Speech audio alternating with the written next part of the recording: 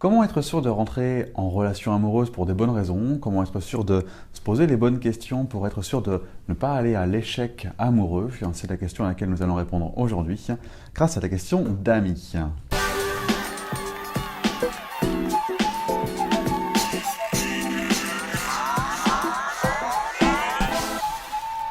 Bonjour, je suis Maxime, formateur en développement personnel. Bienvenue dans cette nouvelle vidéo de questions-réponses. Aujourd'hui, on va parler un petit peu des relations amoureuses et savoir, quelles sont les bonnes questions à se poser, comment faire en sorte que nous soyons sûrs d'aller dans des relations amoureuses pour les bonnes raisons et non pas pour combler, compenser, chercher à éviter quelque chose qu'on fuirait à l'intérieur de soi, de manière consciente ou inconsciente. Voilà. Et grâce à ça, Ami nous pose cette question. Elle nous explique qu'elle avait rompu avec son ancien compagnon. Elle a cheminé sur elle, elle a fait de l'EMDR, elle a fait de la méditation, du yoga, pour travailler donc sur elle et pour tendre vers le bonheur. Et puis, peu de temps après, elle a rencontré une nouvelle personne. Et finalement, cette nouvelle relation lui fait quand même toucher du doigt de la colère qu'elle ressentait déjà auparavant, ou peut-être un petit peu le fameux vide intérieur, comme elle le nomme. Je vous mettrai son texte sous cette vidéo, sa question. Et puis voilà, elle se pose la question de cette fameuse dépendance affective. Et finalement, elle se dit la chose bien logique de mais finalement, est-ce que je ne suis pas allé trop vite en basculant d'une relation à une autre sans finalement peut-être me poser pour voir ce qu'il y a à aller voir. Hein. Et donc la question concrète d'Ami, c'est entrer en relation pour de mauvaises raisons, comme la peur de la solitude par exemple, mènera-t-elle obligatoirement cette relation amoureuse naissante vers l'échec? Et je trouve que c'est vraiment une super question, et plutôt que de répondre directement par oui ou par non, j'ai plutôt envie de développer, si tu le veux bien, Ami, parce que c'est vraiment une question qui touche beaucoup de monde, on se l'est tous posé cette question-là, parce que les relations amoureuses, c'est vraiment quelque chose qui est très vaste, qui est très grand, et qui nous touche tous à un moment donné, quoi. Et pour savoir les bonnes raisons pour aller dans une relation amoureuse, dans les bonnes raisons, il y a vraiment cette notion de sens. À quoi, finalement, ça sert une relation amoureuse? Et comme tu peux le constater, ton exemple est vraiment génial, que tu le veuilles ou que tu le veuilles pas, ce qui est à vivre est à vivre. Hein. Le travail que soulève une relation amoureuse, comme par exemple dans ton cas, la colère, la tristesse, la dépendance affective, ça c'est des choses qui sont vraiment à mettre en conscience, à aller travailler en nous, à aller mettre en lumière pour pouvoir être des gens plus autonomes, plus capables d'aimer. Parce que finalement, quand on rentre en relation avec ce vide à l'intérieur de nous, l'autre, c'est plus un moyen finalement pour combler notre vide. C'est pas vraiment de l'amour hein, à ce stade-là. C'est plutôt un moyen. Hein. Bon, c'est ni bien ni mal. L'idée, c'est simplement d'en prendre conscience. Et les relations amoureuses, clairement, comme tu as pu l'expérimenter, servent vraiment à ça. Nous sont vraiment utiles à ça. Et c'est comme ça que naît l'amour, finalement, quand on se rend compte que grâce à l'autre, on grandit. Et c'est là qu'on rentre dans une autre démarche. On ne cherche plus à utiliser l'autre. On ne se le dit pas, ça, ouais, je vais t'utiliser pour me remplir. Mais finalement, implicitement, quand on est malheureux et qu'on cherche quelqu'un pour être heureux, on lui demande quand même malgré tout de nous rendre heureux. Notre souhait, c'est pas vraiment de l'aimer, même si c'est ce qu'on se dit. Notre souhait, c'est plutôt d'arrêter de souffrir, d'arrêter d'avoir mal, d'arrêter de toucher cette solitude, d'arrêter de toucher ce vide. Hein. Et on se dit que le meilleur moyen pour arrêter de souffrir, c'est de combler, de compenser. C'est comme un gâteau au chocolat. Là, ça s'appelle une relation amoureuse. Il peut y avoir le sexe, d'autres, c'est le sport. Voilà. Et donc, ça s'arrête, et on commence à rentrer en relation pour des bonnes raisons, quand on arrête d'entrer en relation pour combler quelque chose qu'on fuit. Voilà, typiquement la solitude, on la retrouve beaucoup, le besoin de partager, le vide, l'image sociale, il y a vraiment beaucoup de raisons autres que l'amour qui nous poussent à rentrer en relation amoureuse. Et toute l'idée du développement personnel, et tu t'en rends bien compte, hein, et bravo pour ton chemin, c'est que tout ça sera pour obtenir une relation amoureuse belle et harmonieuse, on n'a pas d'autre option que de mettre en lumière toutes ces choses qui nous poussent à aller en relation, c'est-à-dire à être libre et être bien, et être stable, et être heureux pour soi, pour pouvoir créer une relation amoureuse belle et épanouissante. Et ça, c'est vraiment le sens des relations amoureuses. Une relation amoureuse ne sert pas à nous remplir, à combler quelque chose qui serait désagréable. Une relation amoureuse, au contraire, met en lumière, en évidence, ce qu'on ne veut pas s'avouer. Typiquement, je suis dépendant affectif, je suis pas bien tout seul, et ben quand je vais rentrer en relation, à un moment donné, ça va fusionner au début, hein. Donc je vais me sentir bien, ça va être génial, cuicui, le petit oiseau, vraiment, papillon dans le ventre, ah, je suis amoureux, je suis amoureuse, hein. Et à un moment donné, l'autre ne remplit plus cette fonction, parce que la fusion, ça dure pas très longtemps. Et donc il y a une forme d'individualisation, ce qui est normal, hein. On a chacun notre vie, malgré tout, 1 plus 1 égale 3, hein. On crée ensemble une entité qui s'appelle une relation amoureuse dans laquelle on contribue tous les deux, mais à un moment donné, on est bien deux choses différentes. Hein, la fusion, c'est quand on fait l'amour, c'est des choses comme ça, mais l'idée du couple, c'est ça. C'est deux entités qui se rapprochent, qui s'éloignent, qui se rapprochent, qui s'éloignent, parce qu'on a chacun notre vie. Donc à un moment donné, on va forcément se retrouver seul. Et le truc qu'on fuyait tant, à un moment, on va le retrouver. Parce que l'autre n'a plus cet effet placebo, là, cet effet remplissage, comblage, pansement. Hein. Et à ce moment-là, on retombe quand même sur notre truc. Et là, on se dit « Ah, mais tu me remplis plus, tu m'aimes plus, tatati, tatata. » Mais en fait, on retombe sur la souffrance qui était déjà là avant. Et là, souvent, comme on ne rentrait pas en relation pour aimer l'autre vraiment, on en vient même à lui reprocher.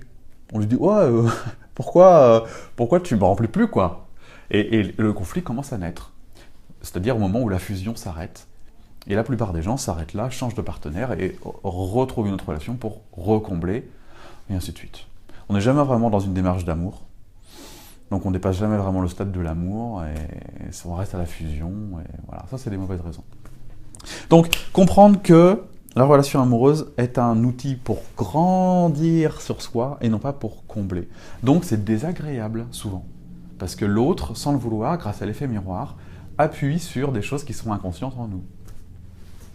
Quand on a compris ça, on arrête d'accuser l'autre et on rentre dans une autre démarche dans laquelle on aime l'autre justement pour la croissance qui s'opère au sein de la relation. On aime l'autre pour la croissance qui s'opère au sein de la relation. La relation devient un cocon de croissance. Pas forcément agréable, mais beau, c'est grandissant. Voilà, ça c'est à quoi sert une relation. Quand on a ça en tête, ça se passe quand même vraiment mieux. Et puis tu parles de moments. Est-ce pas trop tôt, hein, tu dis, est-ce que je suis pas allé trop tôt à repartir dans une nouvelle relation, quand bien même j'ai la sensation de m'être beaucoup remise en question, mais voilà. Est-ce que je suis pas allé trop vite? Et la réponse est non. Clairement, tu vas à un rythme, tu vois, consciemment ou inconsciemment, en tout cas, tu as été amené à aller vers ça. Et là, il y a une autre dimension qui est importante, c'est que ce que tu es émane quelque chose, tu vois, tu émanes, et chacun de nous émanons quelque chose, on a une fréquence vibratoire, un taux vibratoire, l'aura, on l'appelle comme on veut. Et c'est ça qui fait qu'on rencontre les gens, il y a des formes de synchronicité, tout est vraiment parfait de ce point de vue-là, parce que précisément on attire à soi des choses qui sont nécessaires à notre évolution. Et on ne dit pas encore une fois que c'est agréable ou désagréable, on n'est pas dans le registre de c'est agréable pour le mental ou désagréable pour le mental. On dit juste que d'un point de vue plus grand, c'est juste.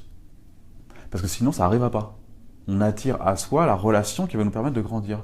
Et ça peut être une relation amoureuse, mais tout à fait autre chose. Ça peut être des événements, ça peut être des amis, peu importe. Hein. Il y a vraiment, et ça c'est une croyance, on y croit ou on n'y croit pas, que tout est juste. Hein. Si on n'y croit pas, ça veut dire que la vie est dangereuse et il faut s'en méfier. Donc il y a un peu un combat qui s'instaure entre elle et moi.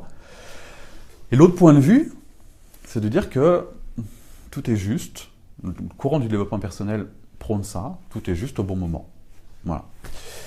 Et donc, la personne que tu attires au bon moment, elle est très certainement la personne qui va te donner le petit plus pour grandir. Peut-être que c'est une relation qui va te permettre de continuer d'aller plus loin et de grandir à deux, et peut-être que ce sera un passage de vie dans lequel il y aura une belle croissance malgré tout. C'est pour ça que tu l'aimeras. Et puis ça peut s'arrêter, mais ça s'arrête également dans l'amour, puisque le but, c'était pas de le tenir ou de la tenir pour nous remplir, hein, puisque ça, ce cap, on l'a dépassé. Mais on a accueilli une belle relation dans notre vie, on a vécu des choses au travers de cette belle relation, cette relation continue ou pas, et elle repart avec toujours cette profonde gratitude d'avoir vécu quelque chose de beau. Hein, pourquoi ça en serait autrement, après tout? Alors certes, ça fait du chagrin quand il y a une séparation et tout, ok, mais ça reste des émotions qui sont à traiter à l'intérieur de nous. Hein, voilà. Et ça n'empêche pas d'aimer l'autre. Ok? Donc si on se précipite, même si on se précipite d'une relation à une autre, c'est pas forcément voué à l'échec, puisque d'abord ce sera jamais un échec parce qu'il y aura une belle croissance, même si la relation s'arrête, on ne peut pas appeler ça un échec. Et puis qu'en plus, il n'y a rien qui t'empêche de grandir avec l'autre, à côté de l'autre. Certes, il faut une grande ouverture pour accepter l'effet miroir, que l'autre nous dérange et que la croissance est en train de s'opérer. Si on n'a pas ce point de vue-là avant la relation, c'est vrai que c'est pas toujours facile de prendre ce point de vue-là et d'accepter que l'autre est un moteur dans notre croissance. Souvent, la relation s'arrête et on repart dans une autre relation avec un autre niveau de conscience. C'est souvent une succession de relations, malgré tout. Mais il n'y a rien qui empêche d'évoluer avec l'autre, vraiment. Hein, même si au début, on n'y allait pas dans cette intention-là, même si au début c'est pour combler, il n'y a rien qui empêche de prendre conscience de à quoi sert une relation, notamment peut-être grâce à cette vidéo, pour vivre quelque chose de beau avec l'autre. Voilà. Donc non, c'est pas forcément voué un échec, et de toute façon le mot échec n'est pas le bon, parce que dans tous les cas, ça aurait été une belle expérience qui aura fait grandir. Vraiment. Voilà. Et donc les bonnes relations, les bonnes raisons pour entrer en relation, puisque s'il y a des mauvaises raisons, s'il y avait des mauvaises raisons, ce qu'il n'y a pas, il pourrait y avoir des bonnes raisons, et les bonnes raisons, ce serait d'avoir envie de s'éveiller grâce à l'autre, ou au travers l'autre, de grandir sur soi-même, de lever son niveau de conscience, d'apprendre, de découvrir des choses. Ça, c'est des bonnes raisons pour entrer en relation. Et puis, d'augmenter notre liberté au travers de l'autonomie affective, le 1 plus 1 égale 3, et non pas le 1 plus 1 égale 1, hein, qui est vraiment l'état fusionnel des débuts de relation, mais il y a 5 étapes dans une relation amoureuse. Donc voilà, je vous en parlerai une autre fois, hein, c'est au travers du livre Qui sont ces couples heureux de Yvon Dallaire. Voilà, les bonnes raisons, c'est ça, c'est d'avoir envie de grandir, de vivre des expériences plus ou moins agréables, mais en tout cas croissantes, bénéfiques pour tout le monde. Voilà. Voilà, ami, ce que je peux dire sur ta question. Merci beaucoup de l'avoir suivi. N'hésitez pas à poser d'autres questions si vous le souhaitez, que je puisse y répondre en format vidéo. Pour aller plus loin, vous pouvez télécharger mon livre également, Rendre le bonheur possible. Il est gratuit, il est sur le blog, je vais vous mettre également le lien dans la description ou quelque part autour de cette vidéo. Et puis, il y a la visite guidée, dans laquelle vous recevez une succession de mails qui vous informent des principaux fondamentaux du développement personnel et du bonheur. Voilà. Merci beaucoup pour avoir suivi cette vidéo. Merci, ami, pour ta question. Et je vous dis à très très bientôt pour la prochaine. Au revoir.